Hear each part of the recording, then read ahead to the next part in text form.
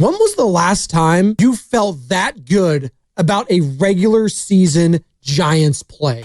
The atmosphere feels like it's back at Oracle, and that's a big thing because it's felt stale the last few years, really stale. I haven't felt like that in a long time if I'm a Giants fan. Robbie Ray continues to win, Joe. 8-1, really should be 9-0 on the season, but he's been incredible, man.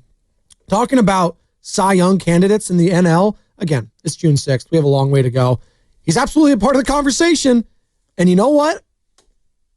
We talk about it, and there's a lot still to happen. This plays down the stretch.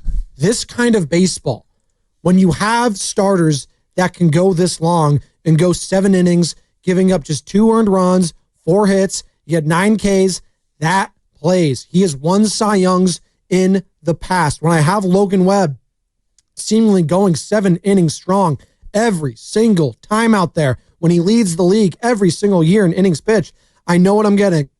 Excuse me. Landon Roop, he's been solid. Now, is that going to continue? I don't know. Hayden Burnsong has been encouraging, right? I know Harrison got hurt. I hope it wasn't too serious. Was it just a bruise? I think Bo Mel said it wasn't too serious when he had to come out of the game the other day.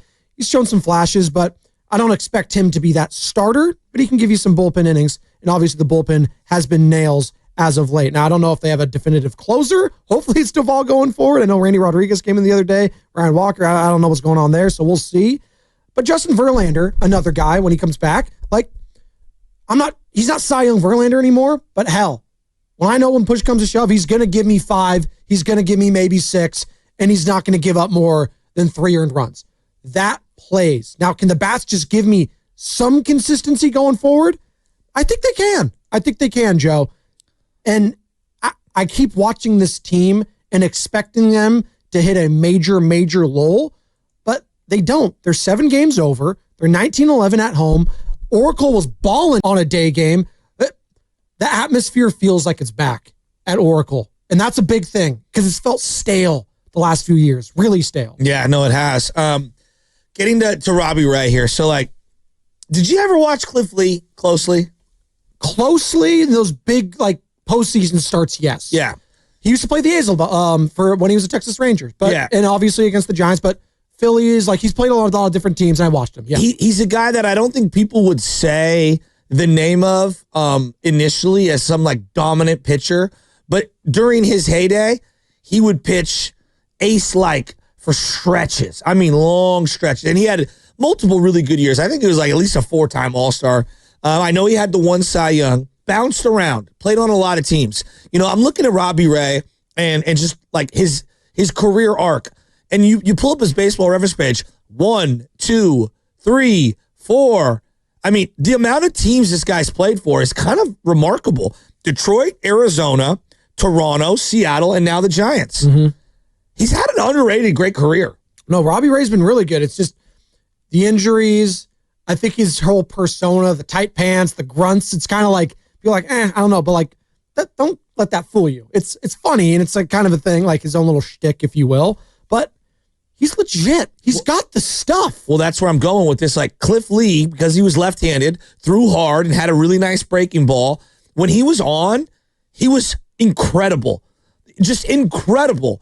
And when I watch Robbie Ray, I'm like, dude, when this guy's on, he is incredible. If you were to tell me he debuted, Joe, in 2014, I'd be like, wait, what?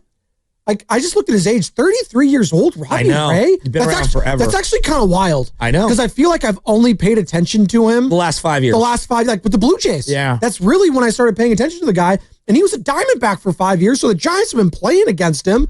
But, like, that's really when he kind of came of age, if you will. Because he was an all-star back in 2017, I think 1 year with the D-backs. But really, it was that Cy Young year with Toronto in 2021. It's like, oh, okay, he's officially on the map, and he wore the tight pants and everything. And then the Mariners get him, and it's like, okay, all right, then he gets hurt. So he's had a kind of a journeyman approach, as you've mentioned. But I didn't see this coming. He's I didn't. Awesome. Did you see this coming when the Giants acquired him? What did you make of Robbie Ray when they did get him? Well, like, you have to understand, like, they signed Mitch Haniger and T. Scafani, and there's just horrible deals. They were horrible deals. And they let go Rodon. Well, Rodon didn't want to come here. Kevin Gausman, obviously. I viewed it more as, like, here's a flyer. We'll take a flyer on Robbie Ray. That's what I viewed it as at the time. It's a great trade. In retrospect, a great trade. Farhan deserves a ton of credit. And Robbie and the staff and the recovery process, whatever they've done, they deserve credit. You know, obviously the individual, his team, his doctor, his physicians, the Giants staff, the medical, the training staff, and how they've worked this thing out. Look, Logan Webb's a stud, and I know for a lot of people, I'm going to throw this out there, and they're going to think I'm crazy. If you're telling me this guy is in form like this come playoff time, the way he looks right now, I think he has an argument to be the guy who gets the ball game one over Logan Webb. I don't know. No disrespect to Logan Webb whatsoever, but that's how good, like right now, Robbie Ray is pitching as good as anyone in baseball. He is. He's legitimately on the short list for NL Cy Young. He hangs one to Machado. That's basically the whole game right there. He hung one pitch. That's how good he was. He was lights out outside of that. And Machado's an all-time player. I think he's going to be a Hall of Famer when it's all said and done. Machado in this series was the best player on the field for 3 out of 4 games. Yeah. He's been incredible. Incredible. Yeah. And right now I'm watching that Padres team. My overall takeaway, the Giants are neck and neck with them. And if you told me that these two teams end up playing down the stretch for one of the wild card spots and it's just the two of them, it's going to come down to who makes the shakeup at the deadline and gets that one piece that puts them one game over the top. That's what it feels like to me right now. Again, we mentioned this, like, if I'm a Padres fan waking up this morning, I was like, man, we really squandered this series. We could have swept this team or at the very least won this series 100%. 3-1. If I'm the Giants saying like, hell, man, we salvaged this series in a huge way. And now let's take this momentum. Like that Elliot Ramos hit. When was the last time you felt that good about a regular season Giants play?